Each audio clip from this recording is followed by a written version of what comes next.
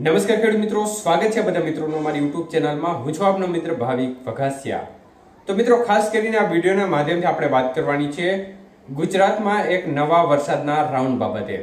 તો મિત્રો, કઈ તારીખથી કઈ તારીખ સુધીમાં આ રાઉન્ડ જોવા મળી શકે છે, કયા વિસ્તારોને આ રાઉન્ડમાં વરસાદનો લાભ વધુ જોવા મળી શકે છે, સંપૂર્ણ માહિતી આ વિડીયોમાં જોશું. તો માહિતી છેલ્લે સુધી જોવા વિનંતી.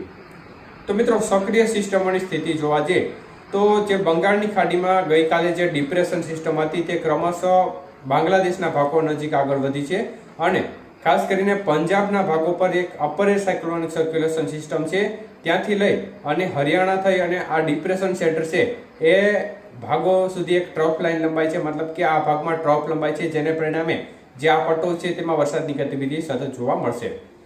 ત્યારે મિત્રો, ખાસ કરીને આપણે આમ તો છેલ્લી બે અપડેટથી માહિતી આપી જ રહ્યા છે કે વરસાદની શક્યતાઓ કઈ તારીખોમાં દેખાઈ રહી છે, પરંતુ ખેડૂત મિત્રોને ઘણા મિત્રો છે જ્યાં સુધી આપણી હજી અપડેટ પહોંચતી નથી, એટલે બંને ત્યાં સુધી વધુમાં વધુ તમારી પાસે જે વોટ્સએપ ગ્રુપ હોય તેમાં માહિતી શેર કરજો, જેથી કરીને જે પણ ખેડૂત મિત્રોના ઉનાળુ પાકો ખેતરમાં પડ્યા છે તેમને થોડો ફાયદો ચોક્કસપણે અપડેટથી થઈ શકે.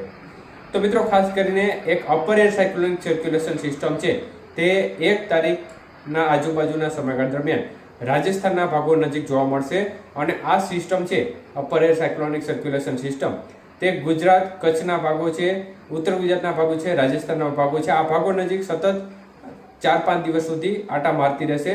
પરંતુ મુખ્યત્વે ભેજનું પ્રમાણ આ સિસ્ટમમાં ઓછું હોવાને કારણે સિસ્ટમ જોઈએ એટલો વરસાદનો લાભ નહીં આપે, પરંતુ તો પણ સારો એવો વરસાદ અનેક વિસ્તારમાં જોવા મળે તે પ્રકારની શક્યતાઓ દેખાઈ રહી છે. તો હાલની સ્થિતિ પ્રમાણે આપણે અગાઉ પણ કહ્યું છે, કાલની અપડેટમાં પણ કહ્યું છે, એની અગાઉની અપડેટમાં પણ જણાવ્યું છે કે 2 તારીખથી લઈ અને 6-7 તારીખ સુધીના સમયગાળા દરમિયાન વરસાદની શક્યતાઓ દેખાઈ રહી છે. મુખ્ય અસર છે તે ઉત્તર ગુજરાતના ભાગો છે, મધ્ય પૂર્વ ગુજરાતના ભાગોમાં વધુ અસર જોવા મળે. છૂટો છવાયો હળવો મધ્યમ વરસાદ આ ભાગોમાં ગાજવી સાથે જોવા મળી શકે છે. તો દક્ષિણ ગુજરાતના ભાગોમાં પણ છૂટો છવાયો હળવો મધ્યમ વરસાદ 2 થી 6-7 તારીખ સુધીના સમયગાળા દરમિયાન જોવા મળશે.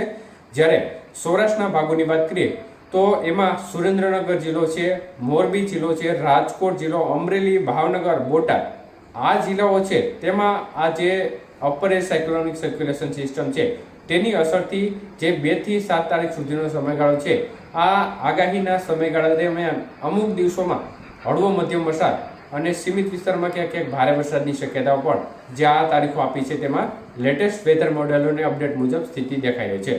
પૂર્વ કચ્છના ભાગોમાં પણ આ તારીખો દરમિયાન અમુક દિવસે વરસાદની ગતિવિધિ હળવા મધ્યમ વરસાદ સ્વરૂપે જોવા મળી શકે છે.